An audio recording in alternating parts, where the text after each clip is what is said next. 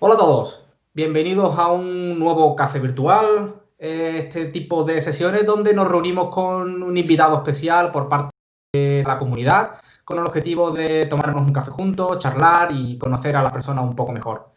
Hoy tenemos a un gran invitado, probablemente muchos lo conocéis, José Manuel Arcón, muy buenas.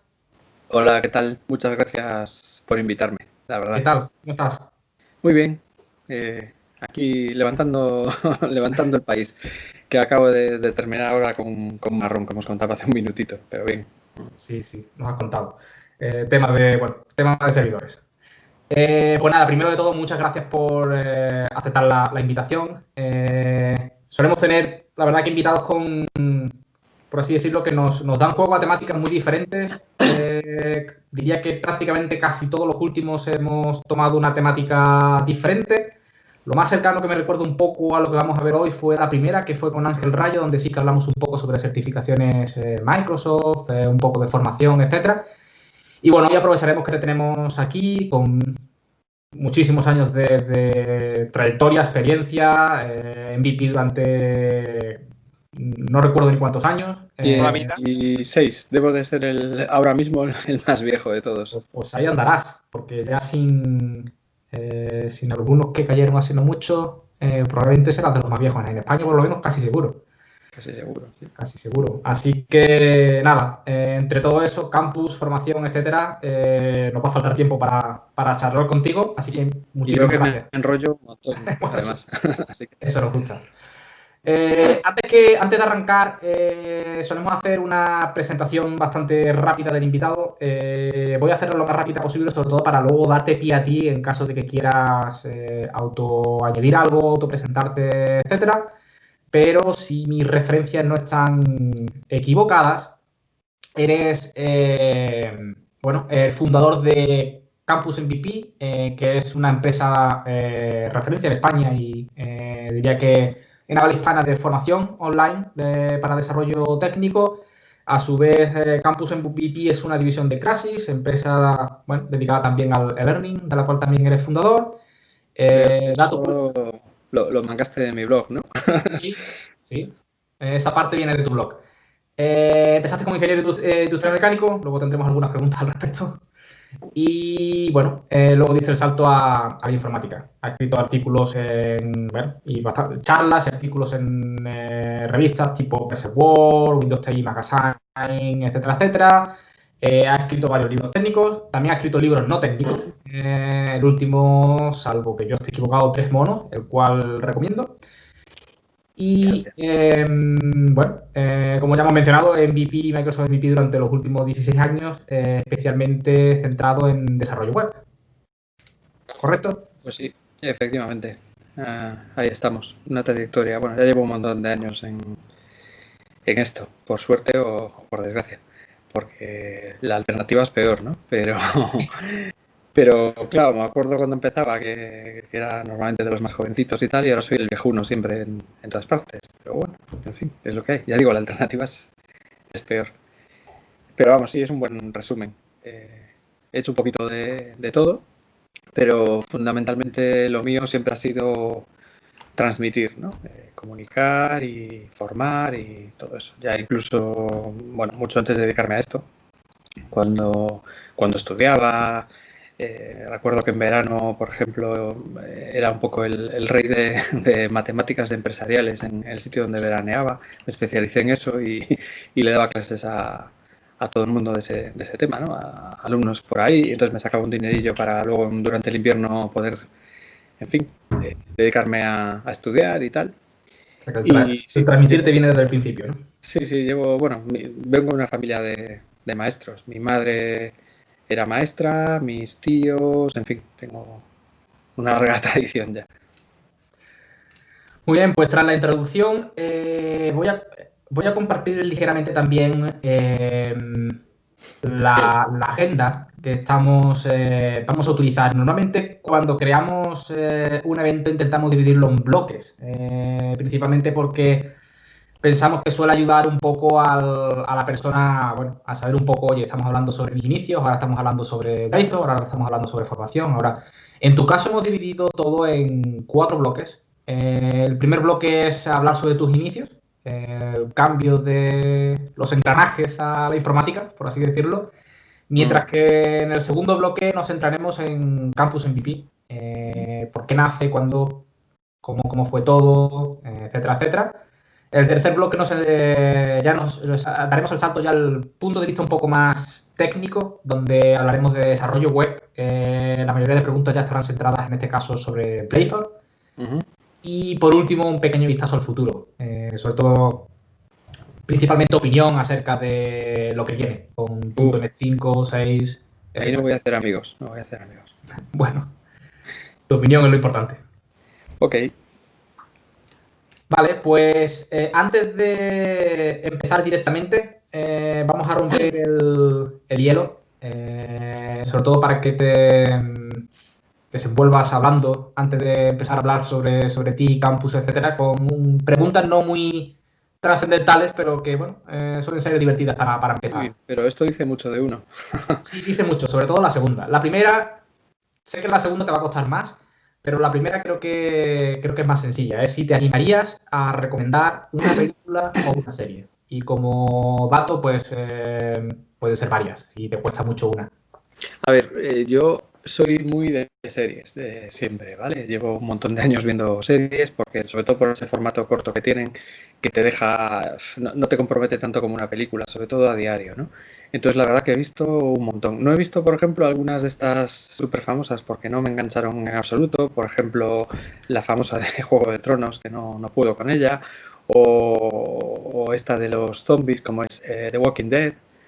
No, ese tipo de series no, pero me gustan las series buenas de calidad, me gustan mucho. Entonces yo, hombre, puedo recomendar muchísimas, ¿no? Desde luego las clásicas, Los Soprano, que es una maravilla. A mí personalmente quizá la serie que más me ha gustado nunca es, esto es un poco fricada, pero de verdad que es buenísima, que es El ala oeste de la Casa Blanca, de West Wing. No sé si la visteis, pero es una verdadera maravilla de serie, de principio a fin.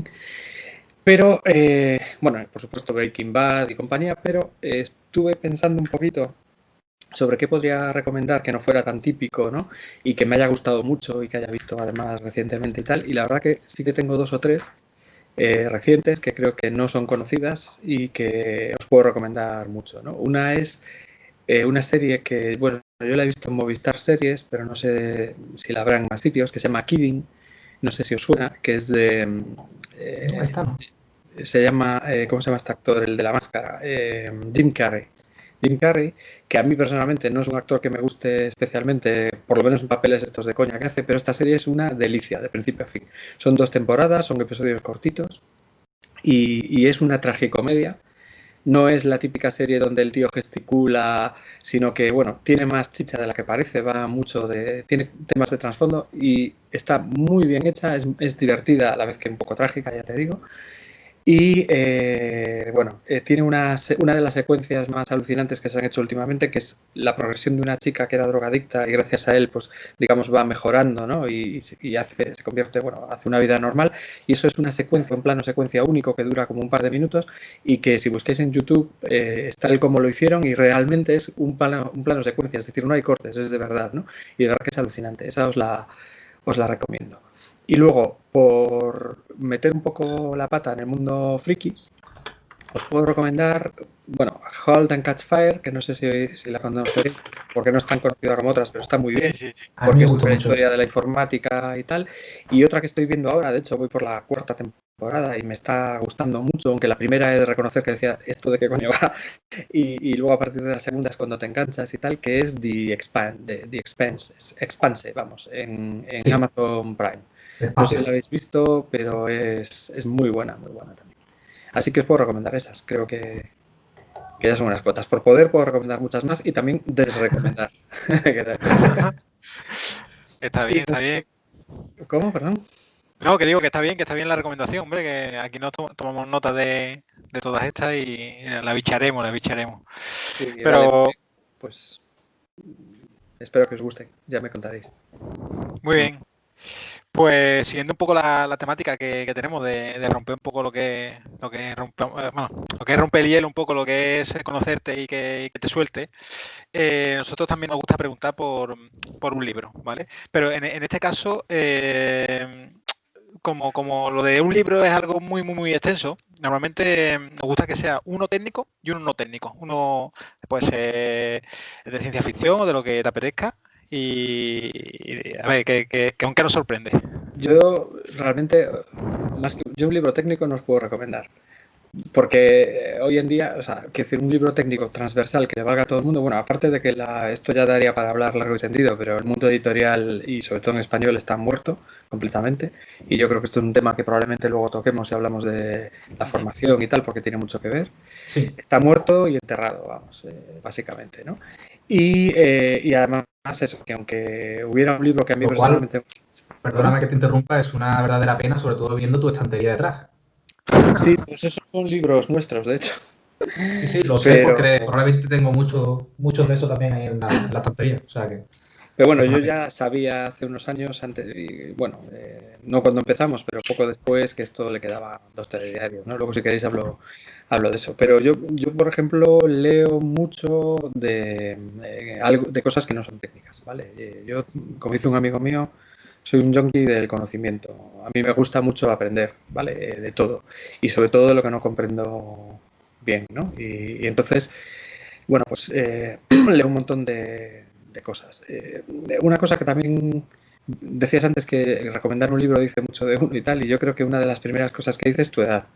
Porque una cosa que sí que he visto, ¿no? Y que he constatado con muchas conversaciones en los últimos años es que la gente joven, la generación Y, ya no hablo de los millennials, que esos ya tienen casi 40, algunos, ¿no? Sino la otra generación, no leen formato largo, nadie. Leen artículos sueltos y tal. Y yo creo que todos poco a poco estamos yendo hacia eso, ¿no? Yo leo muchos artículos, ¿no?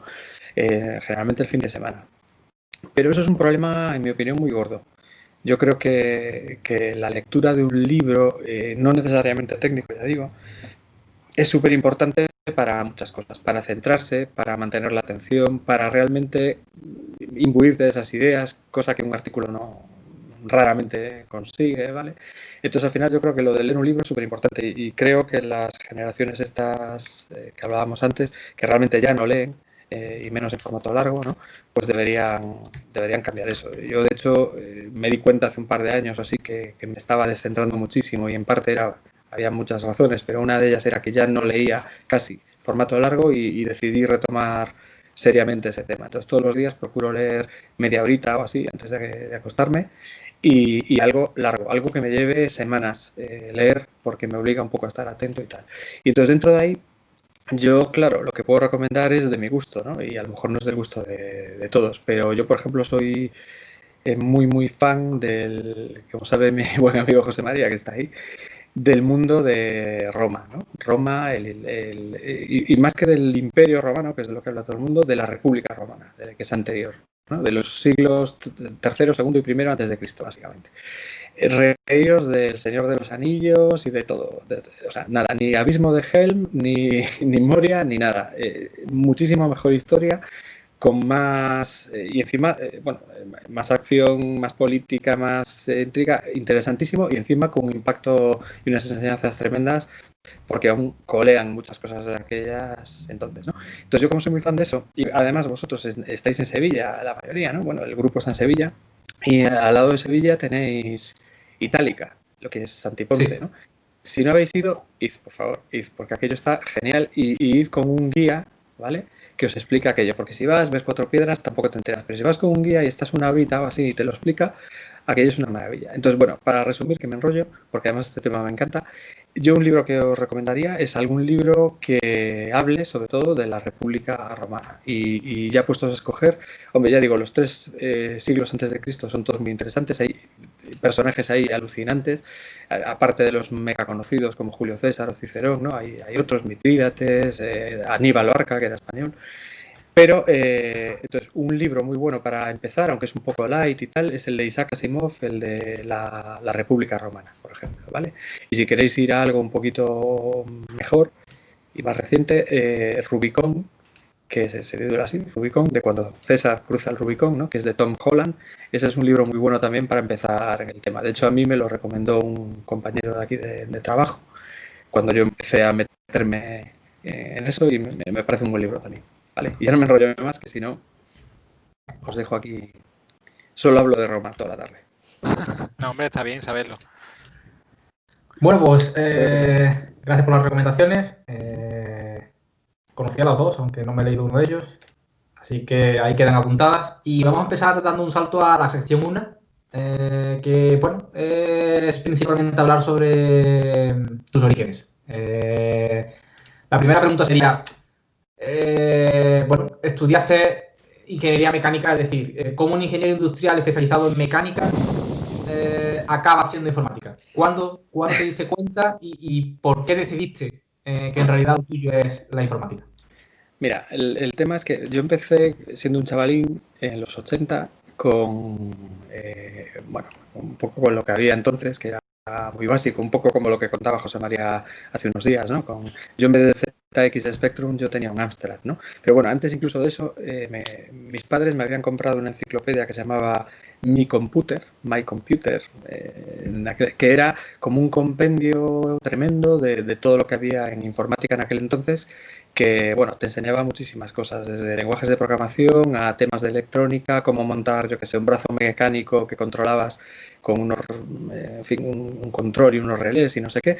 Y aunque yo no podía practicar en aquel momento porque ni siquiera tenía ordenador, me lo leí de cabo a rabo, hacía como José María que contaba el otro día, programas a mano, que yo no sabía realmente al final si funcionaban o no, pero porque los escribía en libretas, ¿no? Pero eso me gustó mucho. ¿Qué ocurre? Que luego lo fui dejando, tuve un Amstrad CPC, pero programabas en Basic y aquello era un poco limitado. Total, me gustaba, pero lo acabé dejando. Y en mi ciudad lo que se podía estudiar era ingeniería industrial o ingeniería de telecomunicaciones. Y bueno, yo hice industriales y dentro de industriales hice mecánica porque la verdad que a mí lo que más me gustó siempre, antes de meterme en todo esto, era la física, ¿no? Y bueno, la ingeniería mecánica tenía mucho que ver con eso y la verdad que me encantaba, ¿no?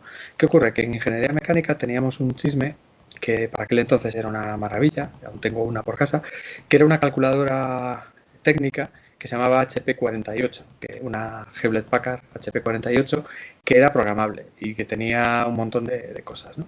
La mayor parte de mis compañeros se la compraban para meter chuletas, básicamente en ella.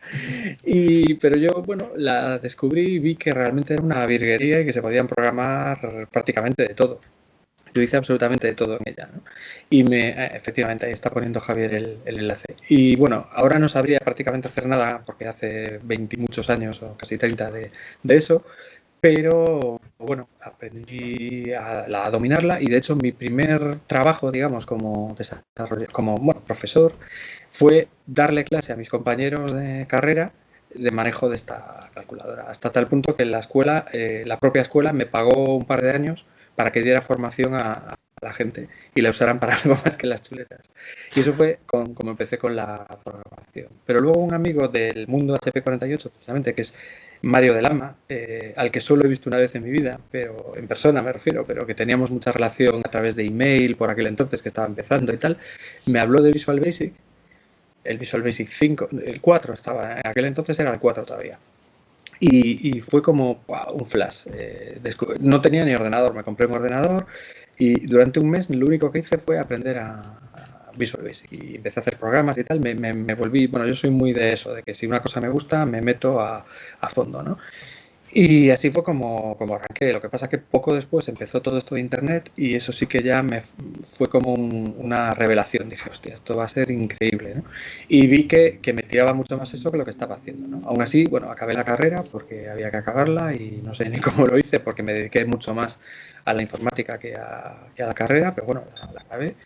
Hice el proyecto, fin de carrera, porque de aquellas era 6 años, más el proyecto, que yo estuve casi 2 años con el proyecto, tardé, porque hice un proyecto de programación, de hecho, hice un simulador de ciclos termodinámicos, que hacía gráficas y bueno, un montón de cosas que antes hacías a mano, pues se hacían con ese software, ¿no? Y bueno, y ahí arranqué, y me coincidió todo muy bien, porque cuando yo terminé, empezó el verdadero boom de todo esto, ¿no? De hecho, bueno, que luego acabó en burbuja en el 2000, que se fue todo reventó y se fue a paseo. Pero a mí me pilló un momento bueno porque estaba terminando, o sea, había acabado la carrera y tenía muchas ofertas y tal, y casi no trabajé de ingeniero. Trabajé algo, pero muy poco. Y casi todos mis amigos son ingenieros, incluso mi hermano y tal, pero yo soy el friki, digamos, del grupo. Y eso fue un poco la evolución, ¿vale? Genial. Y bueno, después de todo esto, pues empiezas a escribir artículos, a publicar libros sobre tecnología y te haces un referente aquí en España de publicaciones técnicas, ¿no? Y bueno, cuéntanos un poco cómo fue este proceso, ¿no? ¿Cómo llegaste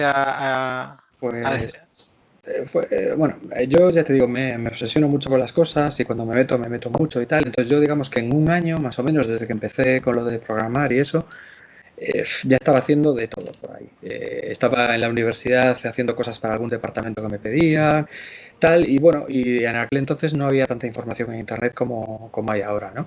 Entonces me monté una página en Arrakis, en un proveedor sevillano, por cierto. No sé si alguno se acuerda de él, pero Sí, luego lo Arrakis, claro que me acuerdo. Mi primer correo era de Arrakis y tenía una página en Arrakis que se llamaba VB Extremo, que era de Visual Basic y eran sobre todo temas avanzados del API de Windows, porque bueno, empiezas por ahí pero acabas metiéndote en lo del API de Windows que era más a bajo nivel y tal, y bueno, hice esta página, bueno, y empecé, digamos, a compartir porque me pareció una cosa muy natural. Yo siempre me parece muy interesante plasmar por escrito cosas que investigas, que vas aprendiendo tú y tal, y luego mi propio blog actual lo uso muchas veces ¿sabes? Para buscar cosas. De hecho, nos lo comentaba también el otro día José María, ¿no? Que hay cosas que las documento ahí, pero para mí, ¿no? Y de paso que le sirvan a la gente. Y empecé a escribir con 24 años, era bastante jovencito, en una revista que se llamaba RPP, Revista Profesional para Programadores, que probablemente no os acordéis ninguno, pero era una revista muy potente, la verdad. Esa no me acuerdo, de esa no me acuerdo. Pues empecé porque resulta que una vez publicaron un artículo sobre hacer, creo que eran salvapantallas con Visual Basic. Y la verdad que había sido un artículo súper mega flojo, que no me había gustado nada y tal. Y bueno, me dio por escribirle al director, decir, jo, tío, con lo buenos que sois, cómo publicáis este artículo, no sé qué, hasta yo que soy un estudiante y tal, lo podría escribir mejor. Y este hombre, que era Gregorio Mayoral, que era el director de la revista, me dijo, yo creo que un poco por tocar las narices, dijo, ah, sí, listo, pues escribe uno, venga, mándame un artículo y tal.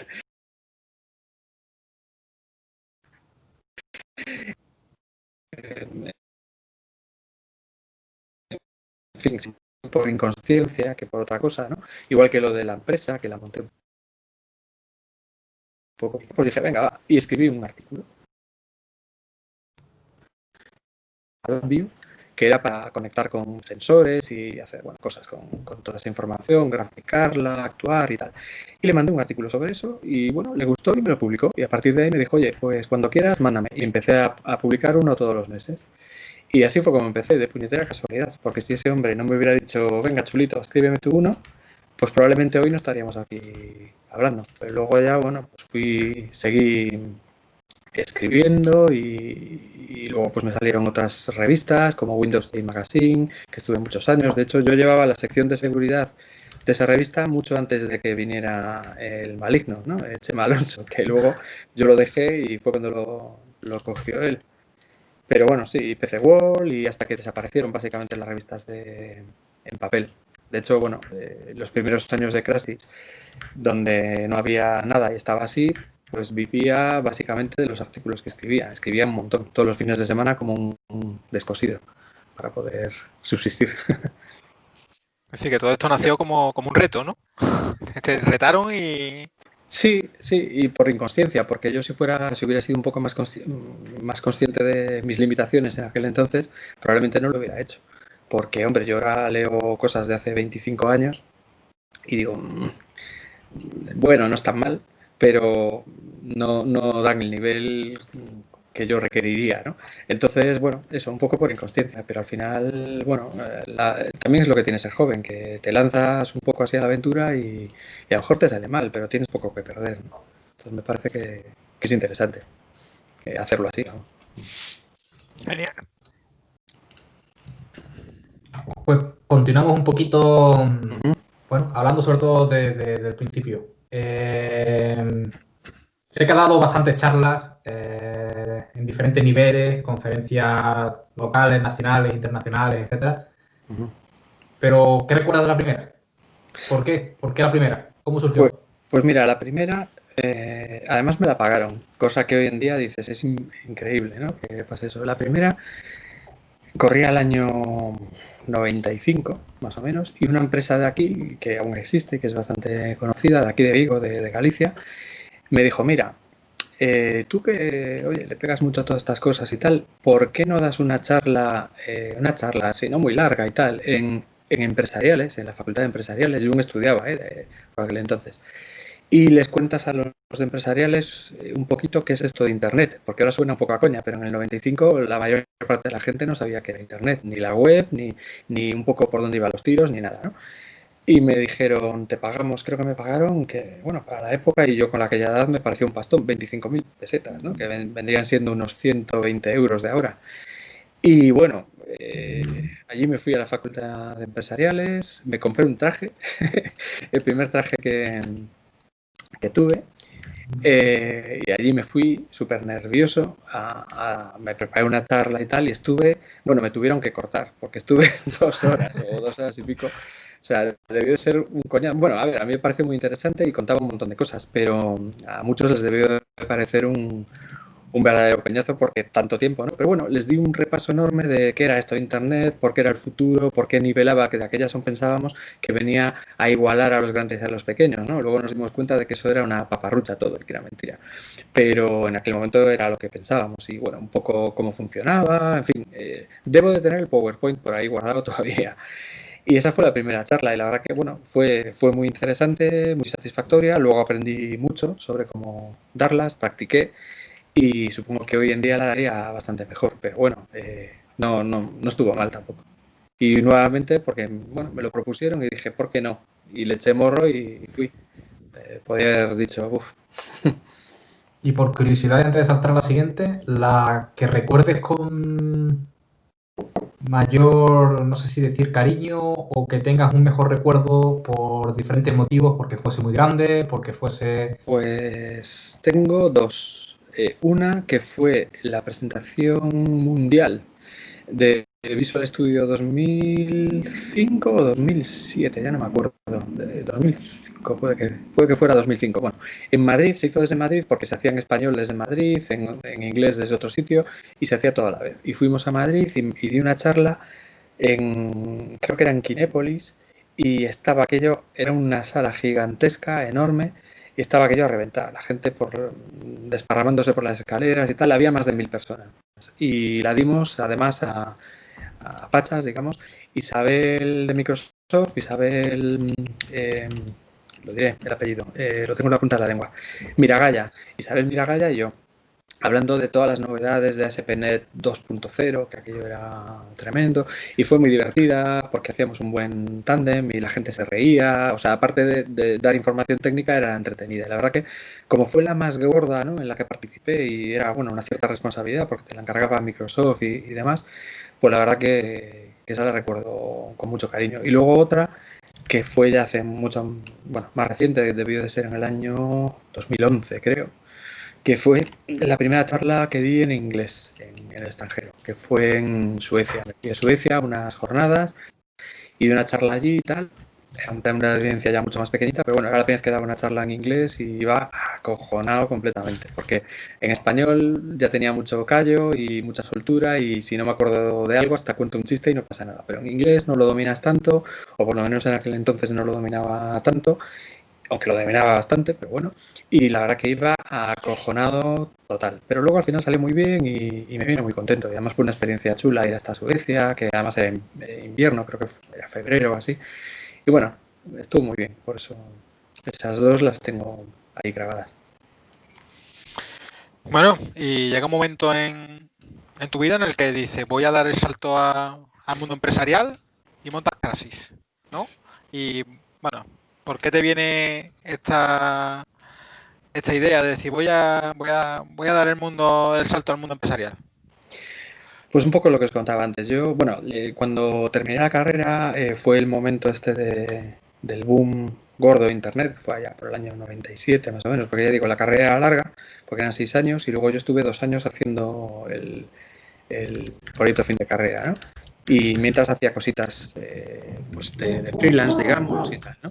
Pero cuando terminé, de repente era un boom, todo el mundo quería cosas, te pagaban un pastón por irte a Madrid a trabajar en casi cualquier chorrada y tal. Y yo al final decidí que lo que quería era trabajar por mi cuenta. Hice un pequeño experimento, una incursión en una empresa de aquí. Estuve 4 meses trabajando, vi que aquello no era lo mío. Uy, ahí hay un taladro. Alguien tiene un taladro en casa. Bueno, el caso es que estuve como 2 o 3 años trabajando de freelance, por encargo y con cosas pequeñas y demás. Y en un momento dado, por inconsciencia pura, porque muchas veces me invitan a lo mejor a hablar o a comentar un poco pues mi experiencia emprendedora y tal, y yo siempre digo, y de verdad que lo digo de corazón, que yo no soy emprendedor, yo soy un inconsciente total, ¿no? Y porque realmente cuando me lancé a esto, la idea era, bueno, pues hombre, igual que estoy haciendo cositas por mi cuenta, que son más bien pequeñas y para empresas pequeñas, si monto una empresa, pues me encargarán cosas un poco más grandes, podré contratar gente, etcétera, ¿no? Y me lancé sin tener ni puñetera idea de nada, o sea, de empresas, vamos. De hecho, luego me hice un posgrado en consultoría de empresa para aprender un poco y y me di cuenta, bueno, que aprendía más un poco por mi cuenta, ¿no? Picoteando de aquí y de allá. Y me costó muchos años de darme de leches y de no facturar y de no ganar bueno, de experiencia, básicamente, el aprender. Y bueno, básicamente, pues esa es la historia, ¿no? De hecho, la empresa se llama Crasis Consulting, porque mi idea inicial era dedicarme a la consultoría. Y luego me di cuenta de que por lo menos aquí es imposible dedicarse a la consultoría, ¿no? Y aún tiene el apellido porque es el nombre legal, pero no. Lo que hacíamos era desarrollo de software. Lo primero que hicimos fue, bueno, un par de productitos pequeños y tal, y luego ya me metí de lleno enseguida, al segundo año creo que fue o así, en una plataforma de e-learning, porque de aquellas casi no había, en aquel entonces no había casi ninguna, y las que había eran bastante malas, y dije, va, esto lo puedo hacer mejor. También una inconsciencia, porque luego te das cuenta, bueno, llevamos un porrón de años desarrollándola, y si veis el backlog y la de cosas que todavía quedan por hacer, o sea, es que nunca se acaba, ¿no? Es inmensísimo el tema. Y nada, con el tiempo vas aprendiendo y hay un montón de cosas en fin, que me hubiera gustado saber entonces y que no sabía, ¿no? Y Campus MVP, que me lo ponéis aquí en la slide, pues fue un poco consecuencia del otro. Yo ya, bueno, en aquel entonces teníamos en la empresa una plataforma, comparado con lo que tenemos ahora era una cosa súper básica y tal, pero bueno, era una plataforma bastante capaz de e-learning. Y por otro lado, cuando Campus MVP nació en el 2005, yo fui MVP en el 2004 y como MVP pues quedábamos en Madrid y en otros sitios y nos juntábamos los pocos que éramos, porque yo creo que de desarrollo éramos como 20 o una cosa así. La verdad que hicimos mucha piña, muchos de ellos son buenos amigos hoy en día, ¿no? Nos conocimos muchos y bueno, fue un poco juntar A más B, ¿no? Tengo una plataforma e-learning, tengo aquí una gente y yo mismo, bueno, que podemos hacer contenidos que comparado con los que hacemos ahora, pues eran también muy básicos, pero porque también vas aprendiendo, ¿no? Y fue juntar un poco una cosa con la otra. Además, en aquel entonces Microsoft nos había encargado a algunos hacer ciertos contenidos para promocionar Visual Studio, precisamente, ¿no? Y Visual C Sharp, que se llamaba la versión de Visual Studio para C Sharp que había entonces, ¿no? Y estas cosas. Y eso fue un poco mezclar todo eso y lanzarnos. O sea, fue un poco inconsciencia también y luego pues mucho leche que te das y aprendizaje. ¿Ya me respondo yo o me haces la pregunta tú? No te preocupes. A ver, todo esto, bueno, al final el resultado de esto es que te haces empresario, ¿no? Es decir, al final montas una empresa que es casi, bueno, y luego Campus MVP, a raíz entiendo por lo que has comentado de que te dan el MVP, ¿no? O por lo menos así surge la idea, ¿no? Y bueno, eso, te vuelves empresario, entonces, bueno, pues empieza una nueva etapa.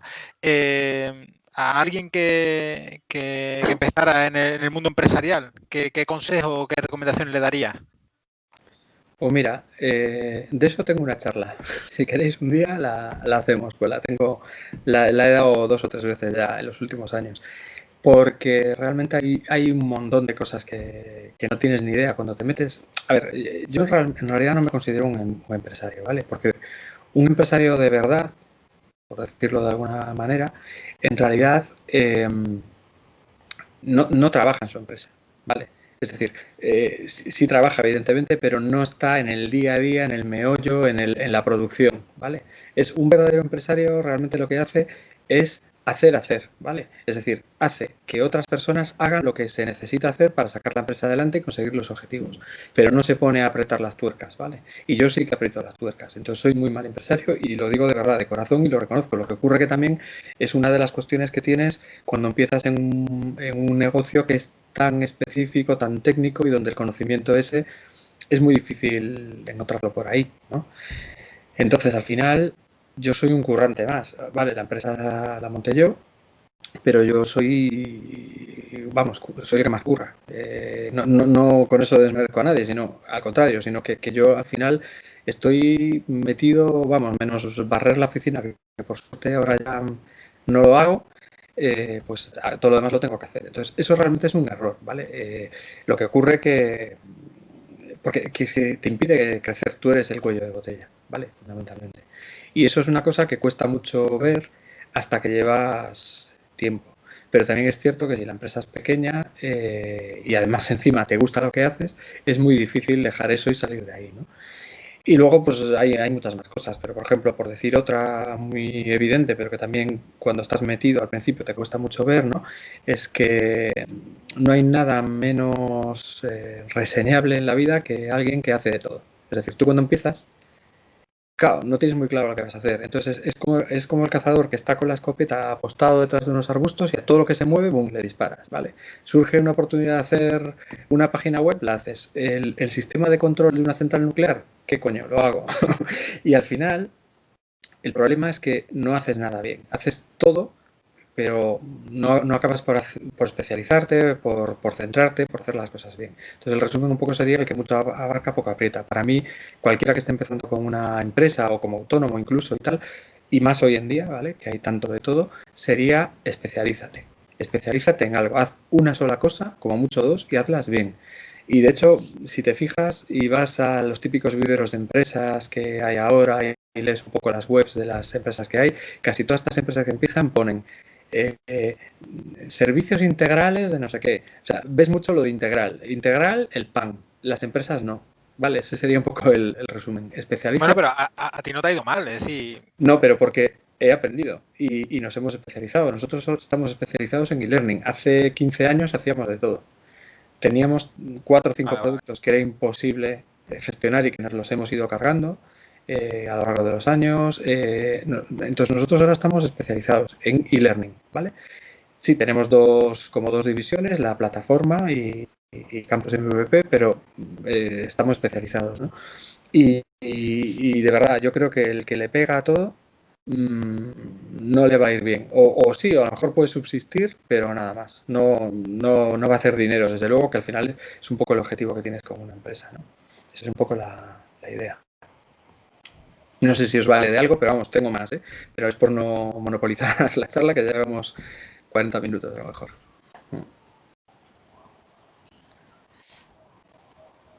Muy bien. ¿Javi, estás por ahí o...? Estaba muteado, estaba yo aquí hablando solo. No, decía que sí, que el consejo es válido y que incluso vale para fuera del mercado, del sector empresarial inclusive, ¿no? Incluso a nivel... Sí, bueno, yo estoy seguro de que hay alguno en la audiencia, aunque no estamos muchos hoy, que probablemente haya pasado por eso, ¿no? Yo, si no me equivoco, José María comulga bastante con mi opinión. Uy, está pasando una ambulancia, esperad un segundo. No te preocupes. Vale. Totalmente de acuerdo, vaya, es así. Y eso lo que pasa que probablemente es una enseñanza que el tiempo te da. ¿Sabes? Que empiezas con un ámbito y unas expectativas y una historia, y después la realidad te va poniendo en su sitio, ¿no? Y te va conduciendo a donde tienes que ir, ¿no? Y la especialización al final pues tienes que ir con eso. Y es que además cuesta mucho, porque cuando estás empezando, a ver, yo estuve varios años que íbamos facturando y tal, pero no daba para, no digo para ganar, sino para cobrar un sueldo yo, ¿vale? Básicamente. Y tenía que vivir de los artículos, de dar alguna charla, algún curso de vez en cuando, estas cosas. Entonces, cuando estás en esa situación y te surge una oportunidad de lo que sea, dices, joder, me agarro y tal. El problema de eso es que parece que das un pasito hacia adelante, pero das 2 o 3 hacia atrás y no te das cuenta. Y es muy difícil verlo. Lo ves con el tiempo, ¿no? Sí. Aparte es un tema de valor, ¿eh? O sea, no puedes crear valor en algo a lo que no le dedicas toda tu atención, ¿no? Y lo que estás haciendo es distribuir al final tu energía en un montón de cosas que nunca vas a poder ofrecer el valor que quieres cobrar después, ¿no? Que quieres obtener como Sí. compensación por eso, ¿no? Y no solo eso, sino que luego hay una cuestión que además yo creo que los técnicos generalmente minusvaloramos o incluso despreciamos, ¿no? Y que es súper importante, que es el tema del marketing, ¿vale? Y el marketing al final, sí, lo puedes adornar como quieras y tal, pero el marketing es básicamente un mensaje, el mensaje que tú tienes que dar. Y si tu mensaje es yo hago de todo, bueno, pues puede estar bien para algunas cosas, pero generalmente no se van a acordar de ti porque hagas de todo. Se te van a acordar de ti cuando tengan un marrón, un fuego o algo así. Sin embargo, si tu mensaje es yo hago esto y solo esto, pero lo hago muy bien. Entonces, cuando alguien tenga una necesidad de eso que tú haces, eres el primero que les va a venir a la mente. Y eso es marketing. Luego ya le articulas alrededor todo lo que quieras, ¿no? Pero la base es ese concepto, ese mensaje. O sea, primero tienes que pensar en qué quiero ser de mayor cuando la empresa vaya bien y avance y tal, ¿no? Que eso no quita que después, oye, la vida da muchas vueltas y tengas que cambiar de tercio o lo bueno es que si lo has hecho bien tendrás margen para hacerlo, porque lo verás venir, tendrás una inercia y tendrás margen para poder ir, en fin, pivotando, ¿no? Y cambiando de tercio. Pero a lo que cambies, lo mismo, especialízate, ¿vale? Fantástico, pues creo que entramos en otro bloque. Cerramos un poco el episodio donde creo que ha sido genial, te hemos podido conocer un poquito mejor y entramos en otro bloque ya más centrado en la formación en sí. Dado que en Campus es el foco principal, en este caso estas tantos años de formación, mi visión externa y en este caso también pues se podría decir que algo interna, porque sí. Ahora mismo no soy autor, pero he sido autor de Campus. Sí que tenemos un autor en activo, concurso reciente, que es José María. Pero la pregunta sería un poco, tú que has visto un poco la evolución, el recorrido de la formación desde hace bastantes años hasta hoy día, ¿qué crees que ha cambiado? Vamos, que no lo conoce ni su madre, básicamente. Ha cambiado un montón, ¿no? En los últimos 20 años. Hace 20 años no había nada, hace 15 años no había casi nada y ahora hay demasiado. O sea, es una pasada, es una patada en la piedra y surge formación, ¿no? A ver, nosotros, por ejemplo, hacemos un tipo de formación que se puede considerar muy clásica, ¿no? Y de hecho ahí se ve un poco también lo mal empresario que soy porque es poco escalable. O sea, tenemos unos contenidos que cuestan un huevo, y tú lo sabes, y José María, vamos, lo puede atestiguar con reciente, ¿no? Cuesta un huevo hacerlos, o sea, son meses de trabajo duro, no solo del autor, sino de los que estamos con el autor trabajando codo con codo, ¿no? Y con algunos autores más que con otros, todo depende también de esa base, ¿no? Pero que eso, que es muy, muy largo y que luego encima, como es el propio autor de la formación, que es el experto y normalmente un tío reconocido, el que se encarga de atender a los alumnos con nuestra ayuda y tal, pero atender a los alumnos, eso tiene un límite. Es decir, no puedes tener 1000 tíos ahí y darle soporte, ¿no? Entonces, bueno, tiene que ser necesariamente una formación con un precio un poco mayor, ¿no? Aparte, nosotros tenemos una particularidad que es que tienes una fecha de fin. Empiezas y terminas. ¿Por qué? Porque la formación online tiene un problema muy gordo que la mayor parte de la gente no se da cuenta, o por lo menos no al principio, ¿no? Que al mismo tiempo es la ventaja, ¿no? La gran ventaja de la formación online es que la puedes hacer cuando quieras, desde donde quieras, como quieras y tal, ¿no? Pero esa es su gran desventaja. ¿Por qué? Porque todos vamos súper sobrepasados todo el día, apagando fuegos, como os contaba yo hoy al llegar, ¿no? En fin, entonces al final, como la puedes hacer cuando quieras, etcétera, etcétera, dices, bueno, hoy no, mañana. Mañana, hoy no, mañana, y acabas por no hacerla, ¿no? Entonces el hecho de que tengas una fecha de inicio y una fecha de fin y te marquemos muy bien los hitos por los que tienes que pasar y cuándo estemos encima de ti y tal, hace que la gente pues el 90% más o menos de nuestros alumnos finalizan la formación, que parece que no, pero es una burrada, ¿no? en e-learning. Entonces, a mí ese modelo me gusta mucho, aunque no sea tan escalable y demás. Pero ahora mismo hay un montón de modelos distintos, ¿no?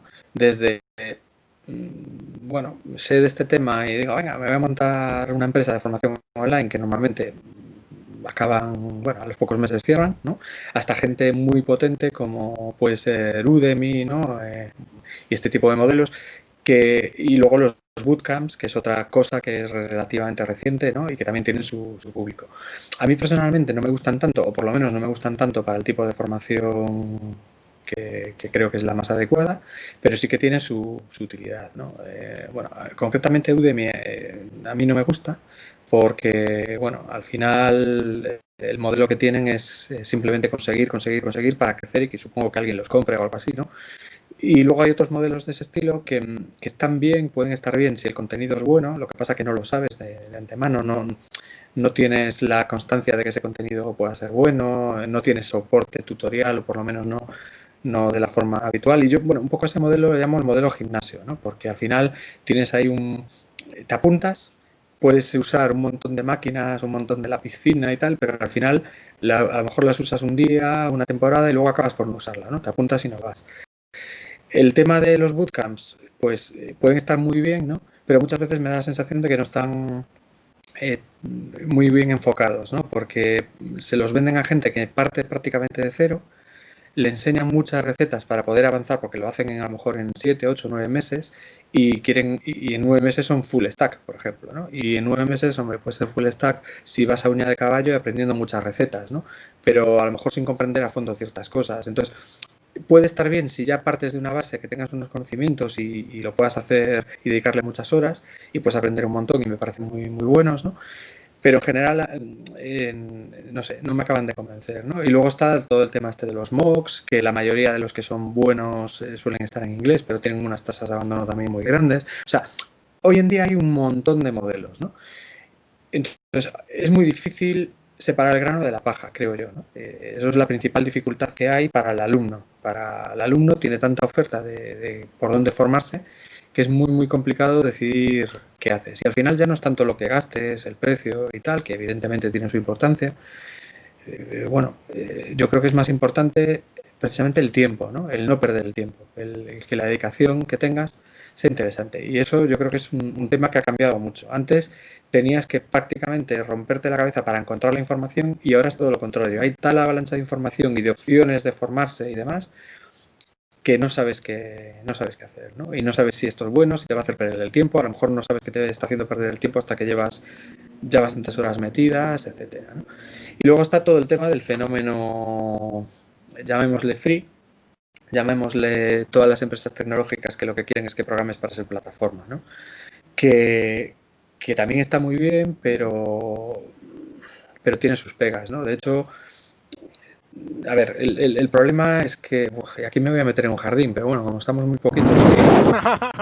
Pero bueno, recuerda una cosa, bueno, es que recuerda que se queda grabado, ¿eh? Es decir, si no quieren hablar de algo, no tienes por qué hablar de algo. No, a ver, yo soy muy franco y muy transparente siempre en todo, procuro serlo, ¿vale? Y oye, yo me equivoco, y a lo mejor lo que digo pues no tengo razón, pero bueno, yo lo digo desde mi punto de... Yo relacionado con este punto, y no sé si va relacionado con lo que vas a mencionar o no, tendría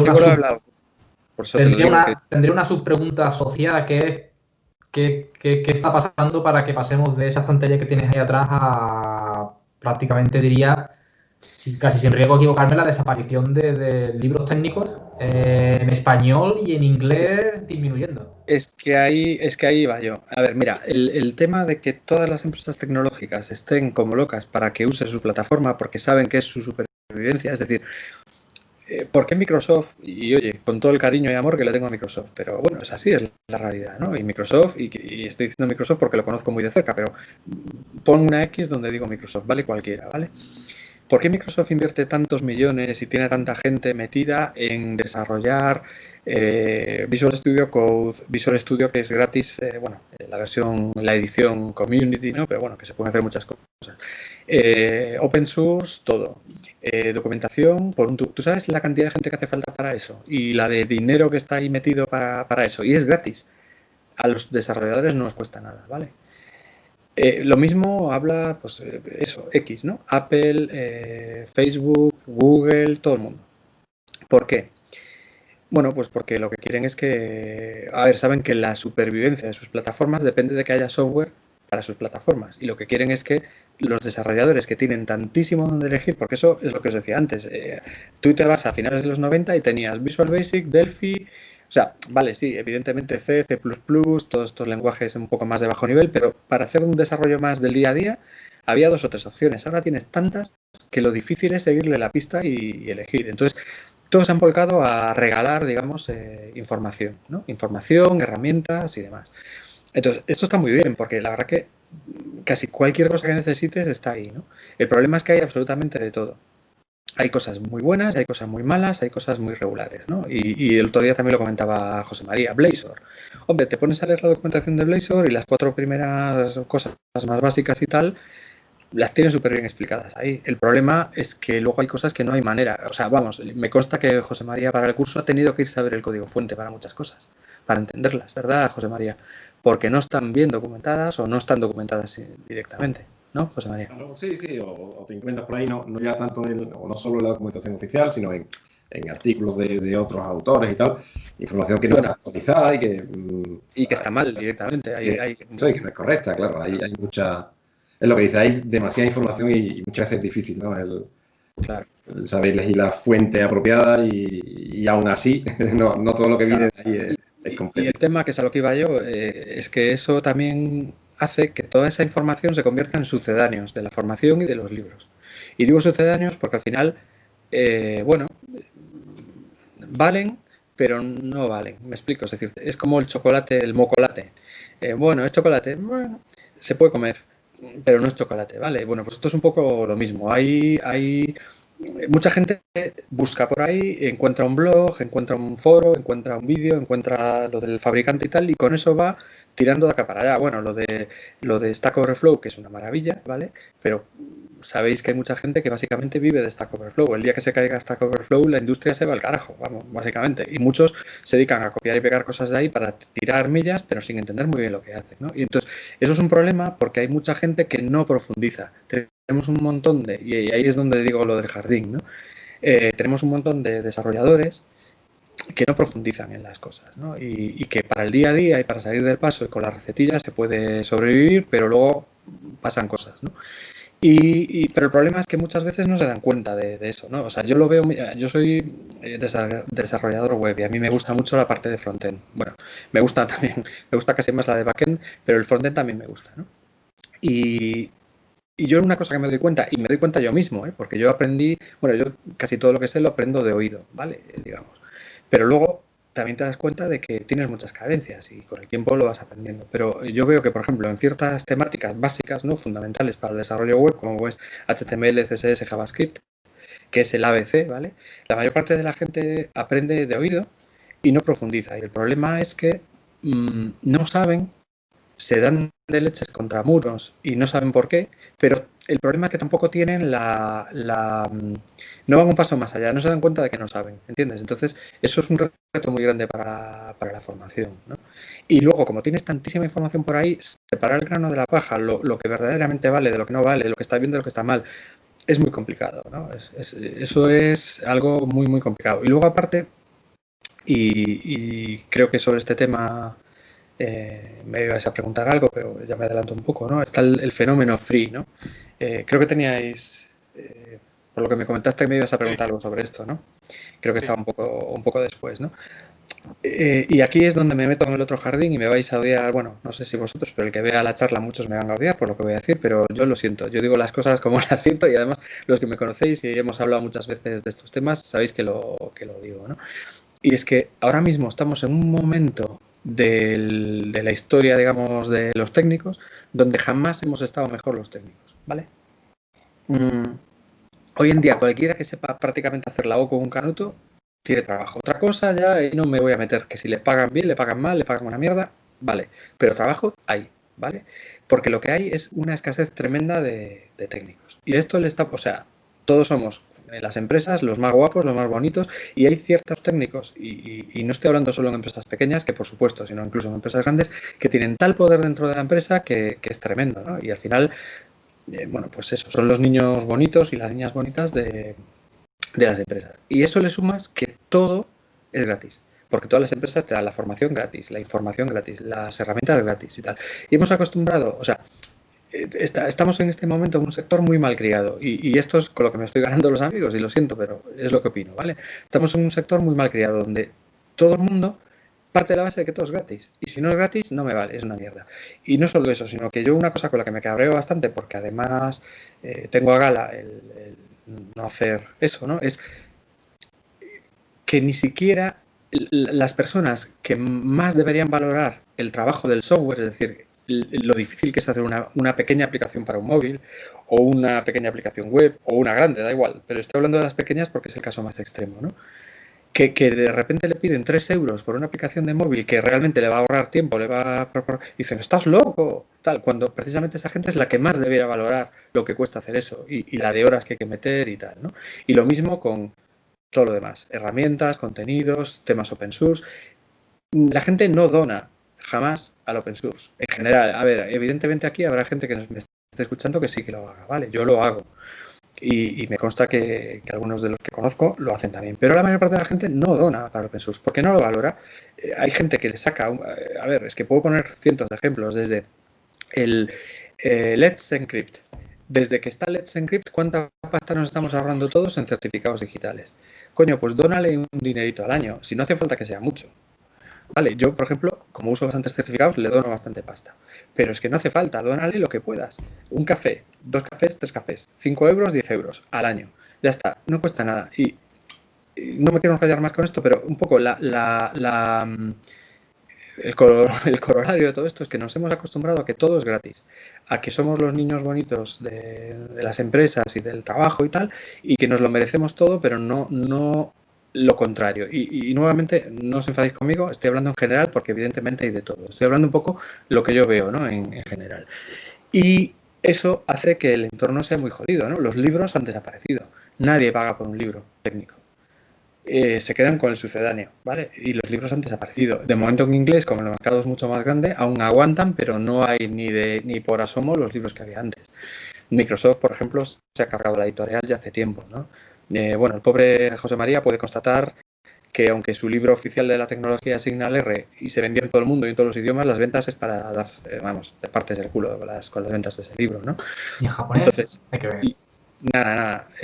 Es lamentable. Y nosotros algún libro que hemos sacado ya casi no sacamos, pero alguno que sacamos lo sacamos a pesar de que nos cuesta dinero, lo sacamos un poco por el buen rollo de sacarlo con los autores y porque nos gusta, ¿no? Pero realmente no es un negocio. Y en inglés acabarán por desaparecer, seguro. Y la formación, pues no lo sé. Nosotros, os puedo dar un dato, no me importa darlo públicamente. Nosotros hace 10 años teníamos un montón de alumnos individuales y menos de empresas. Luego fuimos al 50-50 y ahora podemos estar este año, no lo sé todavía, pero probablemente cerramos el año 90-10. 90% de empresas, 10% de personas, ¿no? Los desarrolladores no pagan por nada. Y hablo en general, por supuestísimo, pues tenemos muchos alumnos y les agradezco de verdad de corazón cada vez que entra una venta, ¿no? Pero es así, y se ve en todo, y se ve en el software, y se ve en todo, ¿no? Y coño, al final hay que yo este tema me siento fatal diciéndolo, porque parezco aquí el no, pero este tema da para... Es que da para una mesa redonda. Sí. Por ejemplo, y ya no solo centrado en formación, es decir, si lo trasladamos al open source, y yo trabajo en Microsoft, pero trabajo con open source, es decir, todo lo que hago es open source y más o menos veo un poco la visión del desarrollador en open source, la visión en desarrollo, y bueno, también hice cursos y más o menos sabía un poco también qué volumen y qué interés y qué viene bueno, de eso no me entraba tanto, pero sí que más o menos sí, que viene a nivel individuo personal, desarrollador personal que mismo paga el curso o desarrollador que lo paga, pero porque se lo subvenciona a través de la empresa o porque... Entonces, la verdad es que, bueno, esto es tu opinión. no creo que sea negativa ni que nadie se ofenda por ella y honestamente creo que es una realidad. Con lo cual... Pero a mí me gusta decirlo porque para mí es el cambio más fundamental que ha habido en el mundillo en los últimos 20 años, sin duda. Sin duda, porque aunque en la práctica parece que no tiene grandes consecuencias, a largo plazo tiene grandes consecuencias para todos, pero negativas para todos, ¿no? Y es que realmente es un cambio, simplemente un cambio de chip, un cambio de mentalidad, ¿vale? Es un cambio sociológico lo que se ha producido. Sociológico, en este caso atado a nuestro entorno, ¿no? Pero es eso, un cambio sociológico que siempre tiene consecuencias y que realmente al final casi todos los cambios que tienen impacto son consecuencia de hábitos. Estos son hábitos que nos han habituado pues todas estas empresas y demás. Y con un pequeño hábito que tengan, por eso me gusta decirlo, aunque a algunos se me cabree, ¿no? Cuando lo digo, pero como solo requiere tener un pequeño hábito, coger un pequeño hábito por tu parte, ¿no? Y cuesta muy poco, me gusta decirlo para que la gente un poco medite sobre el tema, sin más, ¿no? Y pueda cambiar un poquito. Que es, y ojo, yo no me quejo en absoluto, a nosotros nos va muy bien y al final pues no paga la gente, pero paga las empresas, me da igual, ¿no? Pero yo hablo por la comunidad, porque al final todo esto de... Yo soy MVP, llevo un montón de años, pero ya veis que antes de eso ya compartía en la comunidad, llevo muchísimos años, ¿no? Entonces... la comunidad se va al carajo con esta actitud, por ejemplo. A mí me hacía mucha gracia, hace un par de años sabéis que hubo una polémica muy grande del Inner Circle y de que en los eventos siempre estaban los mismos y no sé qué y tal, y yo es que me partía el culo, porque vamos a ver, ¿cómo no van a estar los mismos? Si somos 4 los que al final, ¿sabes?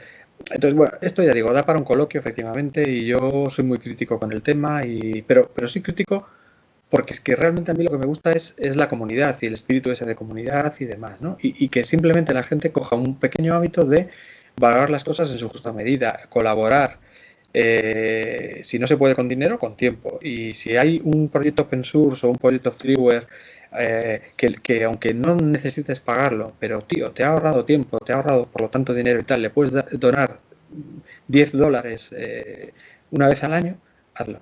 Hazlo porque eso redunda en el beneficio de todos y es un cambio, son pequeños hábitos que a largo plazo van a redundar en la comunidad. Y un día si queréis hacemos un coloquio de estos y me traéis a gente que me dé caña. Pero eso, lo veo así. Yo quería hacerte una pregunta en relación con todo esto. No sé si puedo, ¿hay tiempo? No sé, dale.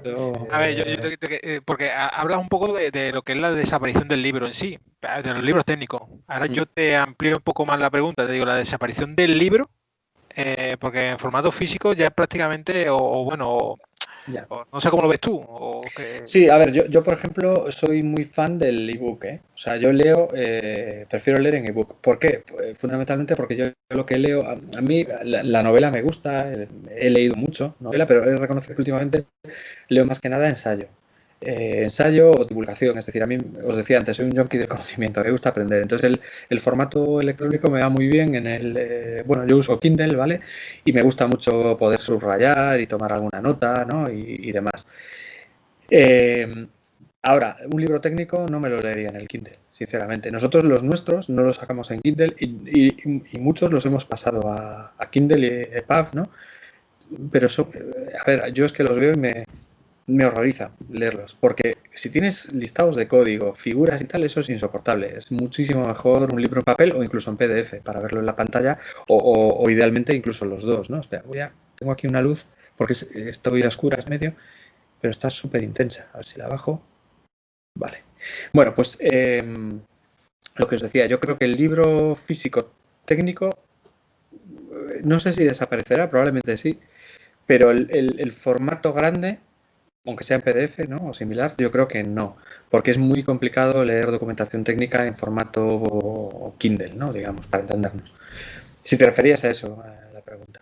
Sí, me refería a eso, al libro en papel, como lo conocemos, porque se lleva hablando mucho de eso. Es cierto que ya cada vez más accesible tener el libro digital, que cada vez, bueno, puedes comprar un montón de plataformas. Pero, mira, yo conozco un tipo del sector editorial.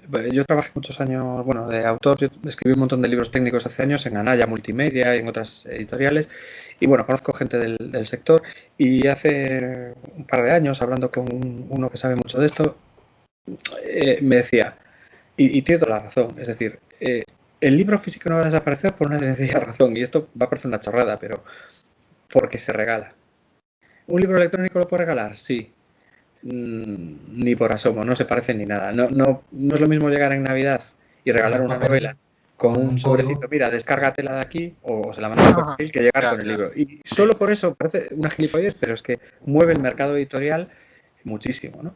En cuanto a libros técnicos, si nos restringimos a eso, bueno, yo creo que sí, que es fácil que desaparezcan porque de hecho están desapareciendo. En español ya no quedan, pero en ningún formato, básicamente. Prácticamente no hay, vamos. Y bueno, es normal porque si con lo que cuesta hacer un libro luego no vendes, pues evidentemente desaparece, ¿no? Y otro tipo de libros, pues no, yo no creo que vaya a... Es más, yo creo que cada vez se venden más libros en papel. Pero bueno, también hay un efecto, de esto también podríamos hablar largo y tendido, pero no me quiero enrollar. Pero, por ejemplo, un efecto muy curioso, y un día si queréis hacemos los números, pero es que la gente, tú le vendes un libro como alguno de estos que tengo aquí detrás, que es así, que tiene 900 páginas, los de SharePoint, en papel. No recuerdo cuánto cuesta ahora, pero creo que son 59 euros. Y hay gente que dice, cojonudo, tío, un tocho así, 59 euros. Ahora, el mismo libro en digital, resulta que lo vendes pues al 70% de ese precio, ¿no? Pues no sé, a 30 o a 35 o lo que sea.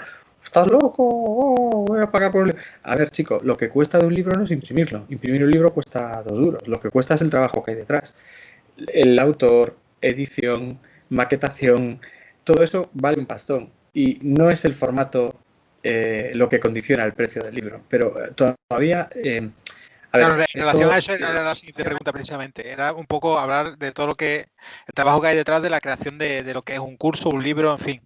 Sí, es que, a ver, hay mucha labor, ¿no? Al final, mira, la diferencia, por ejemplo, hubo quien hace 15 o 20 años vaticinaba que las editoriales iban a desaparecer. ¿Por qué?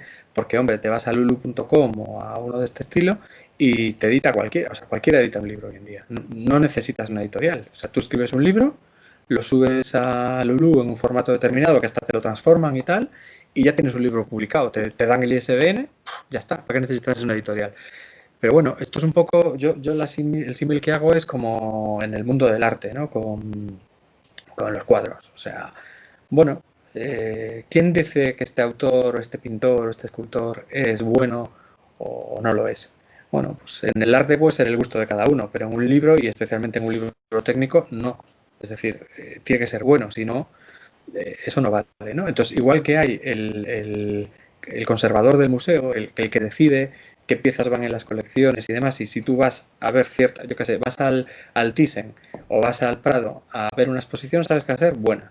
Luego te gustará el estilo, si es arte moderno igual no vas porque no te gusta, pero si es de otra cosa sabes que va a ser bueno, o sea, como sea, ¿no? Pues yo creo que la labor principal de la editorial, y por eso no va a desaparecer, es primero, que si tú compras en una determinada editorial o si es un curso online en una determinada empresa de formación online, sabes que un mínimo de calidad vas a tener. Si compras por ahí en donde cualquiera puede poner lo que le parezca, puede ser hasta pirata, ¿no? Pero aunque sea original, puede ser una mierda. O no, puede ser maravilloso. Hay autores que se autoeditan que son maravillosos. Pero bueno, no lo sabes. Una editorial actúa un poco de prescriptor de todo eso. Pero es que aparte luego hay una labor muy gorda que no se ve y que dependiendo mucho del autor, se nota más o menos, ¿no? Que es toda la labor editorial. A ver, hay premios Nobel de literatura que su editor les corrige los libros, o se los corregía en su día, ¿no? Y luego hay otra gente que directamente sin el editor no podrían haber sacado un libro ni podrían haber conseguido nada, porque la labor del editor es muy, muy grande, ¿no? En nuestro caso nosotros hacemos una labor... cuando empezamos era una cosa mucho más light porque tampoco sabíamos tanto sobre eso, ¿no? Pero hoy en día te lo puede atestiguar pues los que están aquí, ¿no? Que son autores, y otros que no están aquí los pueden atestiguar todavía más porque hacemos más trabajo todavía con ellos. Bueno, por suerte pues tenemos algunos autores que lo que mandan es buenísimo ya de entrada, ¿no? Pero bueno, hay mucha labor desde enfocar cómo vas, bueno, primero hasta dónde abarcas, porque hay ciertas tecnologías que como las dejes crecer el curso no se acaba más, entonces centrar el curso.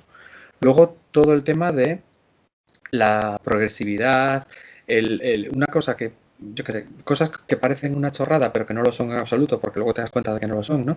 Que es algo tan tonto como que cuando estás explicando algo no hagas referencia a cosas que todavía no has explicado. Eso es una tontería, ¿no? A cualquiera se le ocurre. Bueno, pues no es tan fácil y a muchos autores le ocurre, ¿no? Y luego, por supuesto, el estilo, que sea agradable de leer, que esté con los tamaños adecuados. Bueno, no me hables del vídeo, el vídeo es un horror para todos. Bueno, para algunos más que otros, ¿verdad, José María? Que él lo lleva fatal. De hecho, por eso yo grabé los vídeos de Blazor, porque José María le odia lo de los vídeos. Pero aún así, para que os hagáis una idea, 1 hora de vídeo bien hecho, ¿vale? No decir, vale, me pongo a grabar y lo que salga. No, que es mucho de lo que hay por ahí. Nuestros vídeos no van de cualquier manera, van bien hechos y van con mucha edición, ¿no? Entonces, al final, para que te hagas una idea, 1 hora de vídeo puede suponer, depende muchísimo del autor, de la temática y tal, pero como mínimo entre 7 y a lo mejor 12, 14 horas de trabajo, es decir, para 1 hora de vídeo. Entonces, al final, bueno, y luego, por supuesto, la planificación del curso, o sea, hay miles de historias que hay que hacer, ¿no? Y que se hacen codo con el autor. Y al final se trata de conseguir un curso que sea con la mayor calidad posible y que realmente la gente lo valore bien porque ha aprendido mucho y sale aprendiendo, ¿no? Y eso, bueno, es un aprendizaje, un tiempo y es una barrera gorda. Nosotros, pues ya te digo, son meses de trabajo del autor y nuestro, ¿no? Como podéis atestiguar, ya te digo, los que estáis aquí que sois autores, ¿no? Que veo 2. No sé si con esto más o menos lo contesto. Lo de sí, que hay que de hacer. hecho había otra pregunta relacionada. ¿Qué hay que hacer, no? Lo dejo sobre todo porque en algunas tecnologías en concreto ha costado, o cuesta más, o cuesta encontrar tutor, etcétera, etcétera. Así que a lo mejor nos escucha alguien y me alegro se que me hagas esta pregunta, porque nuestro reto principal, lo que me quita a mí el sueño casi siempre es encontrar autores decentes de ciertas tecnologías. No hay manera alguna, porque, a ver, son muchos factores. Tiene que saber del tema, tiene que saber explicarlo. A veces el que más sabe no es precisamente el que mejor sirve para enseñar, ¿vale? Tiene que tener disponibilidad, ganas, en fin, tiempo para dedicarle, claro. Entonces, al final es muy complicado. Yo diría que si tenéis algún tema que os mole, o sea, realmente al final yo me quedo con que la mayor parte de la gente que son buenos autores son gente que le apasiona el tema de lo que está explicando. Si lo hacen un poco por, me saco un dinero extra, que guay, porque hay gente que gana mucha pasta con nosotros, pero si lo que vas a pensar es por el dinero, prefiero que no lo hagas. Te tiene que gustar, o sea, lo principal es que te guste hacerlo, pero si tienes un tema que te gusta, que te gustaría profundizar más todavía, porque una cosa que no se menciona a menudo, pero me lo podréis atestiguar vosotros, es que haciendo una formación, un libro, pero también un curso online potente, ¿no? Porque nosotros nos peleamos hasta por las comas, ¿eh? Y si no, que os lo digan aquí ellos. Nos peleamos por un montón de pijadas que a lo mejor luego nadie se va a dar cuenta, pero ahí están, ¿no? Pero haciendo eso aprendes un montón. O sea, hay cosas que tú usas todos los días y que cuando tienes que explicarlas y realmente llegar a los demás, te das cuenta de que no las controlabas tanto como pensabas, que estabas yendo un poco en automático y que el hecho de hacer el curso te obliga a investigar, a preguntar, a mirar y acabas dominando la materia mucho más que antes de cuando empezaste a hacer el curso, ¿no? Entonces yo lo que os diría es que si tenéis algo así y tal, que os pongáis en contacto conmigo y yo encantado. Entiendo que no hace falta ser MVP para... No, que va. De hecho, tenemos muchos autores que no lo son, pero bueno, lo que hace falta es ganas y seriedad. A ver, yo siempre digo lo de para encontrar el príncipe azul hay que besar muchas ranas, pero es verdad. Yo beso muchas ranas, de Dios. Me tiro mucho tiempo, invierto, más bien mucho tiempo a lo largo del año besando ranas. O sea, hablando con gente que no te manda ni el índice preliminar ni nada. Hay otros que a lo mejor empiezan y deciden que no es lo suyo porque les cuesta demasiado. O otros que no son recuperables, porque nosotros hacemos una labor muy gorda de edición con alguna gente para que el curso vaya realmente bien, ¿no? Pero bueno, hay veces que no son salvables. Yo no puedo publicar cualquier cosa. O sea, nosotros los cursos yo veo todos los cursos que tenemos, de pe a pa. Siempre, porque ya digo que soy muy mal empresario y me meto en el día a día, ¿no? Pero no puedo sacar cualquier cosa. Y de hecho, si vemos que las valoraciones no son buenas, que por suerte no nos ocurre casi nunca, pues eso se quita, ¿no? Pero luego, si el curso sale, es una satisfacción muy grande, muy grande. Y bueno, aparte, dependiendo un poco de cómo sea, pues también puede ser lucrativo, vamos. No te va a quitar de trabajar, pero sí para darte a lo mejor unos cuantos caprichos. Entonces, bueno, eso es un poco el proceso. Yo creo que si queréis podemos agilizar un poco porque nos quedan muchas preguntas. Ya os dije que me enrollaba, pero bueno, yo creo que es que los temas dan para bastante. Y ya llevamos 1:20, me parece, una cosa así.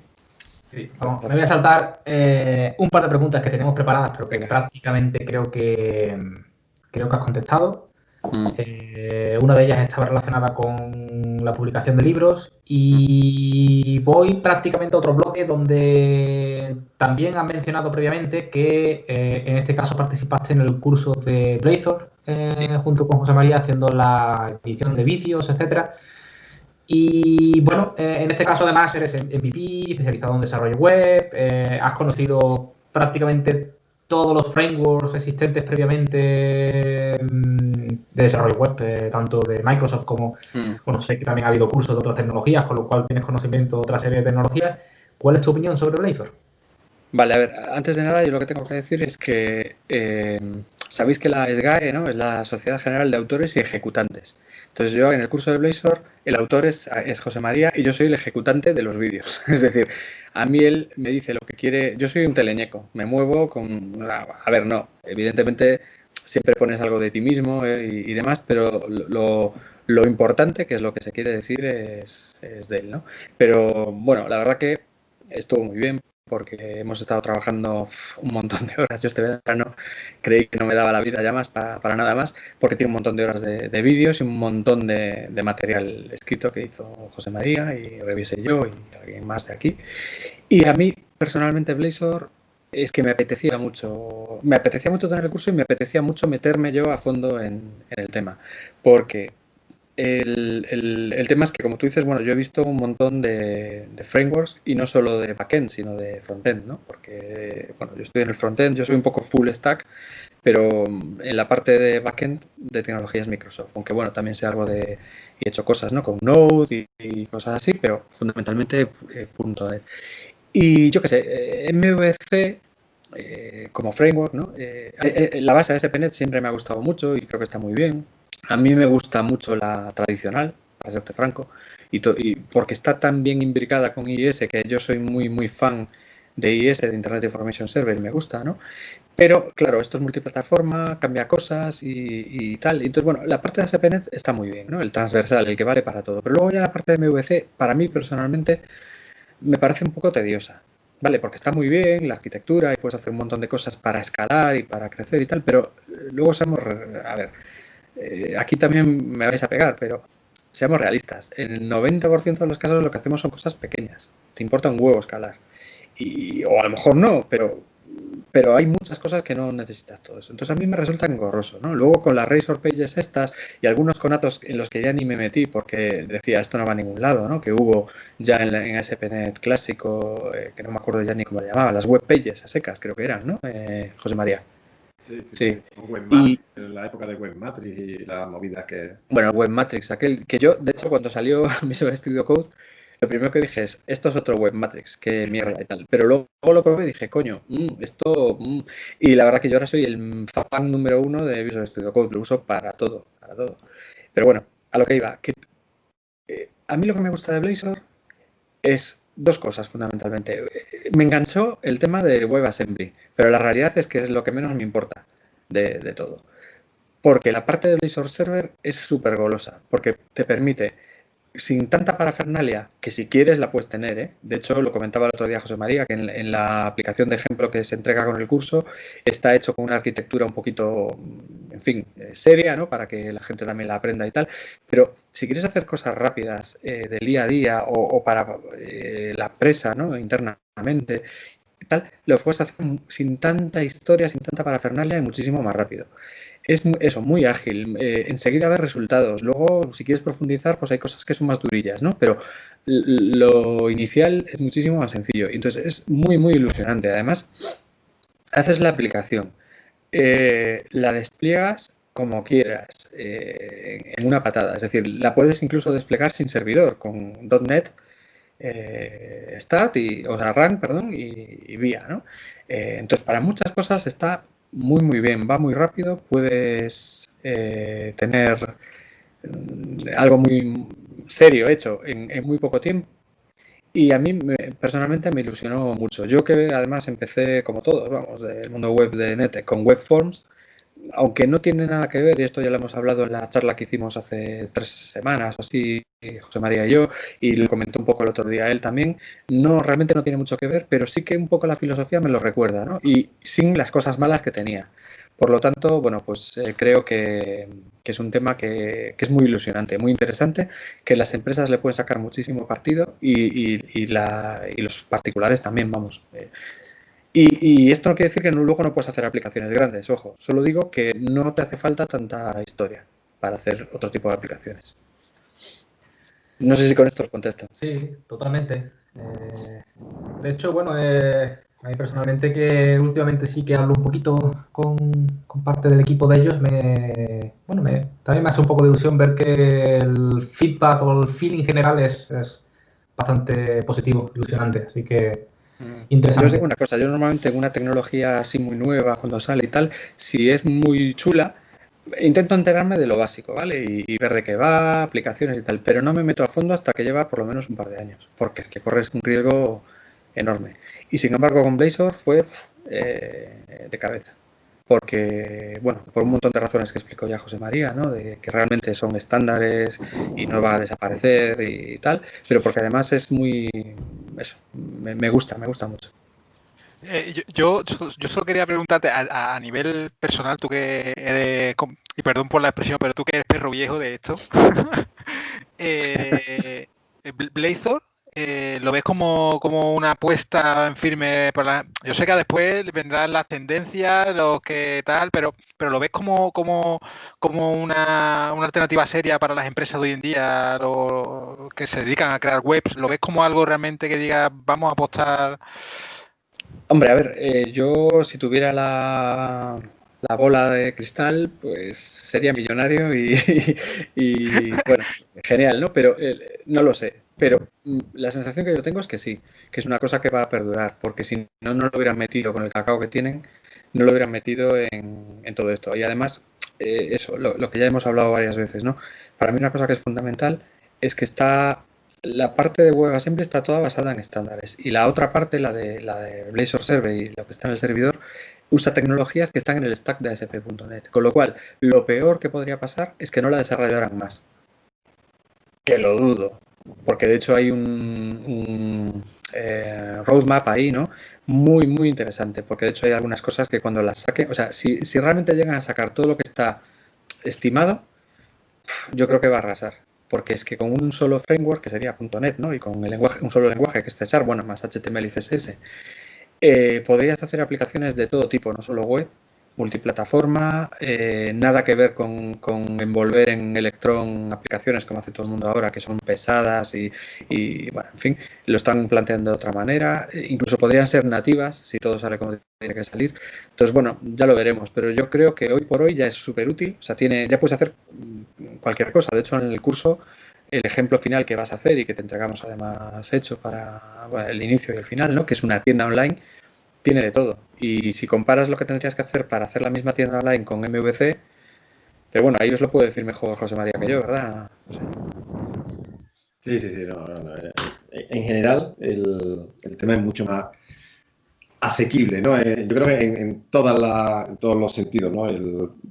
Por la facilidad que hay facilidad, eso de nuevo, ¿no? No es facilidad de todo es muy fácil y puedes llegar y en 3 minutos estás sabiéndolo todo. No, ojo, todo tiene su proceso, pero es simple y rápido, lo que has dicho antes, ¿no? Es un tema muy ágil, que lo haces con mucha.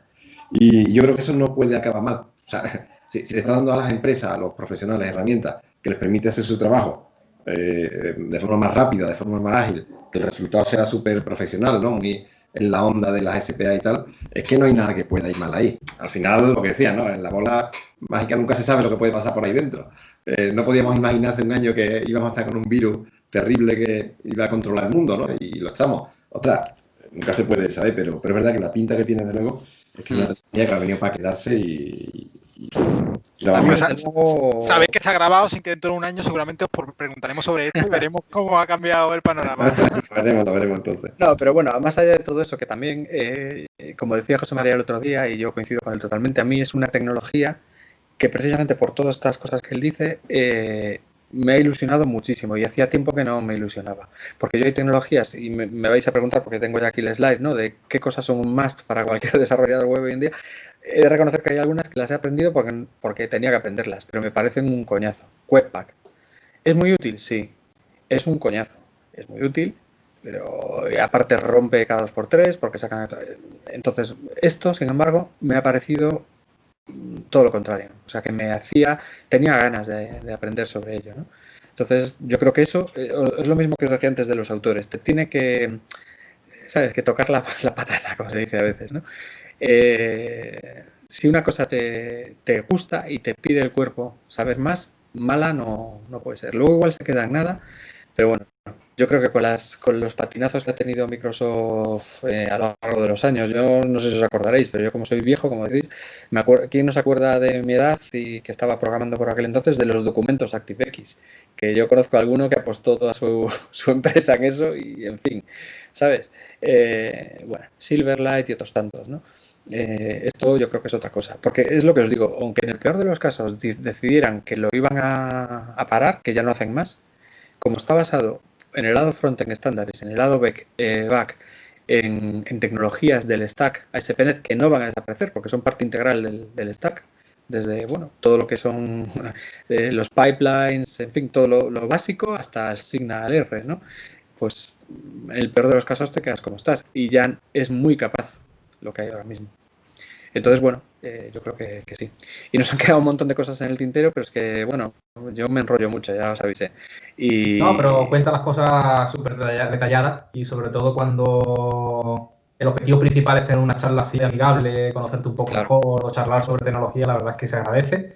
Lo que sí es cierto es que estamos llegando a la parte final. En este momento, si alguien de los que estáis conectados tenéis alguna pregunta extra, nos da tiempo a algo pequeñito. ¿Alguien quiere preguntar algo?